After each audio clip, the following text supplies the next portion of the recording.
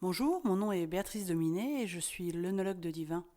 Aujourd'hui, je vous retrouve sur ce 11e épisode de podcast pour parler d'une appellation, d'un vin, peut-être pas très connu, mais vous allez voir, vraiment intéressant à découvrir ou redécouvrir. Je veux vous parler de Bonnemare. Alors Bonnemare, c'est une appellation qui est située en Bourgogne. Il s'agit d'un grand cru.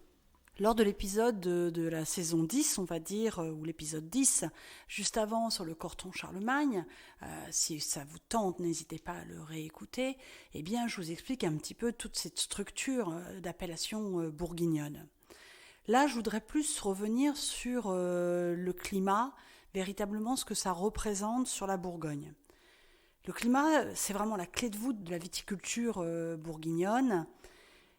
Qu'est-ce que c'est exactement qu'un climat ? En fait, c'est une parcelle de vigne qui a été délimitée par l'homme et qui est reconnue par son nom depuis des siècles, souvent depuis le Moyen Âge.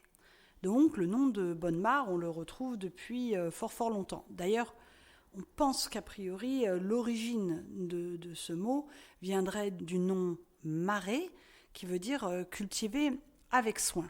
Vous imaginez bien que l'on parlait déjà d'un grand vin, et là, ça va parfaitement avec cette connotation. Ensuite, le terme de climat, il se retrouve à différents niveaux, mais par, on va dire, habitude, on le retrouve principalement sur les premiers et les grands crus. Les grands crus, donc, il y en a 33 sur toute la Bourgogne, et 84% d'entre eux sont situés en Côte de Nuit. Le Bonnemare ne fait pas exception à la règle, il fait partie de la Côte de Nuit, même si évidemment on retrouve quelques très beaux crus qui sont situés en Côte de Beaune, principalement d'ailleurs des vins blancs. Donc ces vins rouges de très haut niveau se retrouvent plutôt sur la partie nord, on va dire, de la Bourgogne. Et la particularité, c'est que habituellement, quand vous avez sur une commune type Nuit-Saint-Georges un premier cru, on va mettre le nom de la parcelle à suivre. Du coup, Nuit-Saint-Georges, premier cru, Les Poulettes, ou Centenay, premier cru, Clos-Faubart, Chassagne-Moirachet, premier cru, Morgeau. Eh bien, quand il s'agit du grand cru, à part Chablis, où tout est situé sur la même commune, eh bien finalement, le nom de la parcelle, le nom du climat va devenir le nom du grand cru. Bonnemare, c'est le cas, puisque en fait, très fréquemment, ces parcelles, qui sont de petites parcelles, Bonnemare fait 14 hectares, eh bien, il est situé entre deux communes, à cheval sur deux communes.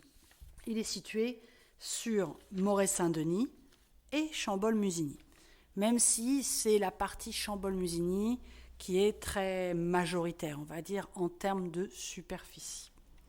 Mais voilà, pour éviter d'avoir à se demander sur quelle commune il est, eh bien du coup, on lui donne le nom du climat. L'appellation devient le nom du climat.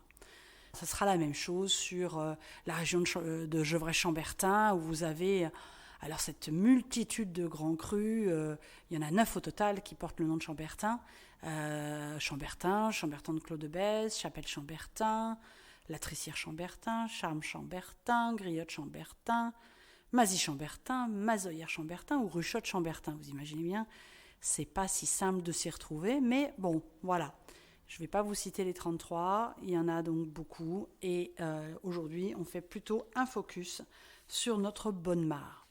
C'est une parcelle qui est située donc à environ 250-280 mètres d'altitude avec une exposition au Levant. Le sous-sol, lui, est fait dalles calcaires et de marne blanche.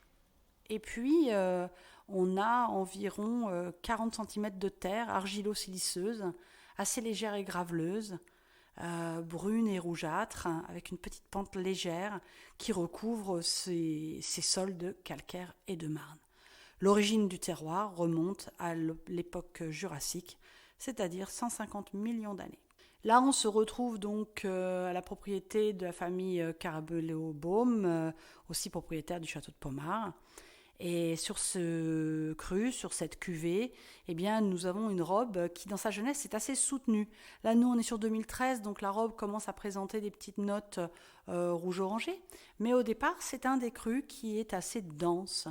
On a un nez qui est tout en élégance. Moi, j'y retrouve la pivoine, la violette, la cerise, la fraise, et une structure assez étonnante en bouche parce que en fait ça démarre sur quelque chose d'assez doux pour devenir de plus en plus structuré, donc doux dans le sens de souple, soyeux, puisqu'on est sur un rouge à base de pinot noir.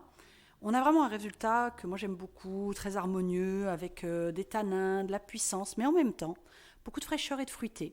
Donc un très bel équilibre en ce qui me concerne.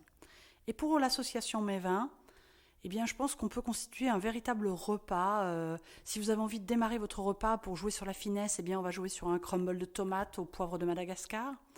Si vous voulez retrouver la délicatesse sur un blanc, sur ce qu'on mettrait d'habitude sur un blanc, c'est-à-dire un poisson, eh bien, moi, j'y mettrais un bar en croûte de sel.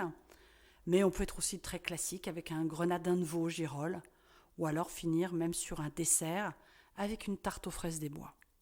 Je pense que, encore une fois, vous avez de quoi vous faire plaisir. N'hésitez pas à découvrir ce grand cru assez rare. Je vous souhaite une très belle dégustation et une belle découverte. Au plaisir de vous reparler d'un autre cru.